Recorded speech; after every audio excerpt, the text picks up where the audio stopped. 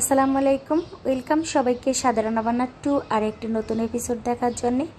আজ আমি আপনাদের সাথে শেয়ার করব রমজানের জন্য স্পেশাল মালাই পুডিং। খুবই সহজভাবে এই পুডিংটি আপনাদের সাথে শেয়ার করব। এই পুডিংটি যারা খাননি তারা একবার হলে খেয়ে দেখবেন, এত মজা। তাহলে চলুন দেখা যাক। প্রথমে আমি এখানে হাফ কাপ চিনি নিয়ে নিলাম। আমি আজকে হাফ কাপ দিয়ে বানিয়ে দেখাবো। আপনারা যদি পরিমাণটা বাড়াতে চান সেক্ষেত্রে চিনির পরিমাণটা বাড়িয়ে দিবেন। এখন আমি সামান্য একটু পানি দিয়ে দিলাম। পানিটা দিয়ে তারপরে নেড়ে ছেড়ে ক্যারামেলটা বানিয়ে নিব। এই যে আস্তে আস্তে কালার আসতে শুরু করে দিয়েছে। আমি যখন দেখব যে ভালো একটা কালার চলে আসছে তখন কিন্তু আমি ক্যারামেলের মধ্যে দুধটা দিয়ে দিব। দুধটা আমি আগে থেকে জাল করে নিয়েছি। দেখুন আস্তে আস্তে কিন্তু কালারটা গাঢ় হয়ে গিয়েছে। এই মুহূর্তে আমি চুলার আঁচটাকে একেবারে লোতে রেখেছি। যদি আমি বাড়িয়ে দেই তাহলে কিন্তু ক্যারামেলের কালারটা দ্রুত আসবে, কিন্তু আমার ওই পুডিংটা খেতে কিন্তু তেতো লাগবে। তার জন্য আমি চুলার আঁচটাকে একেবারে লোতে রেখেছি। এই যে সুন্দর একটা কালার চলে আসছে, তার মানে আমার ক্যারামেলটা হয়ে গিয়েছে। এখন আমি দিয়ে দিব আগে থেকে জাল করা যে দুধটা রেখেছি সেটা। আজকে আমি 1 কেজি দুধ দিয়ে মালাই পুডিং তৈরি করব। এখন আমি দুধটাকে জাল করে নেব।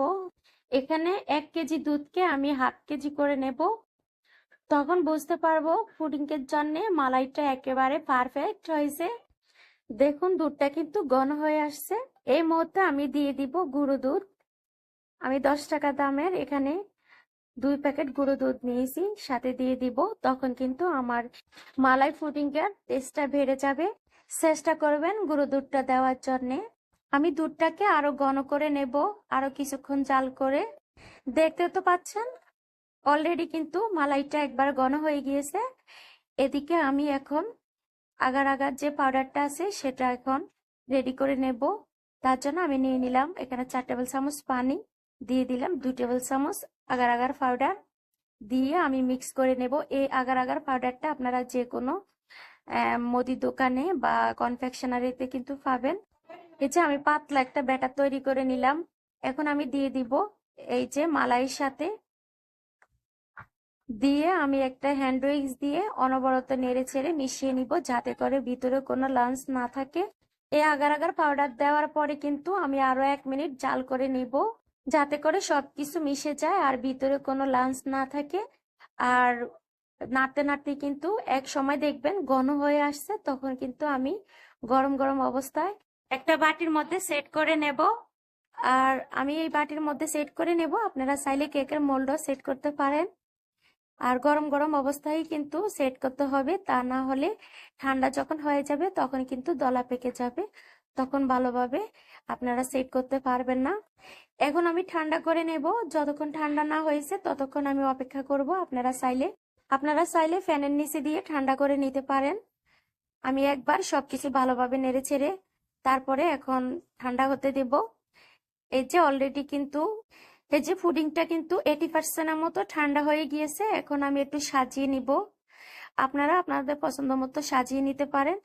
আর যদি আপনারা না সাজাতে চান তাহলে সমস্যা নেই, জাস্ট আমি একটু সুন্দরের জন্য সাজিয়ে নিব। এই পুডিংটা খেতে এত মজা লাগে, আপনারা না খেলে বুঝতে পারবেন না। বাড়িতে একবার হলো ট্রাই করবেন। গরম গরম অবস্থায় কিন্তু ফ্রিজে ঢুকাবেন না। আপনারা ফ্রিজের মধ্যে গরম গরম অবস্থায় রাখলে কিন্তু পানি উঠে যেতে পারে। তার জন্য গরম গরম অবস্থায় ফ্রিজে ঢুকাবেন না। যখন দেখবেন ঠান্ডা হয়ে গিয়েছে সম্পূর্ণ, তখন আপনারা ফ্রিজে নরমালি রেখে দিবেন। তখন দেখবেন ভালোভাবে সেট হয়ে গিয়েছে, কাটতে সমস্যা হবে না। আর ঠান্ডা ঠান্ডা খেতে এই পুডিং এত মজা লাগে। আপনারা চেষ্টা করবেন সব সময় ফ্রিজ থেকে বের করে তারপরে খেতে। এই যে আমি কিন্তু এখন ফ্রিজ থেকে বের করে তারপরে আপনাদেরকে পরিবেশন করে দেখাবো। এই পুডিংটাকে আমি যেই সাইড সাজিয়েছি সেই সাইডটা আমি উপরে দিব এখন। এই যে দেখুন মাশাআল্লাহ কত সুন্দর হয়েছে। দেখতে যতটা সুন্দর, খেতে কিন্তু আরো বেশি মজা লাগে। আপনারা একবার হলো ট্রাই করবেন। এই যে আমার কিন্তু ওই প্লেটটা একটু বড় হয়ে গিয়েছে, তার জন্য আমি ছোট প্লেটে নিয়ে নিলাম। আমার ভিডিওটি কেমন লাগছে, ভালো লাগলে লাইক কমেন্ট শেয়ার করে দেবেন। আজ এ পর্যন্ত, সবাই ভালো থাকবেন। আল্লাহ হাফেজ।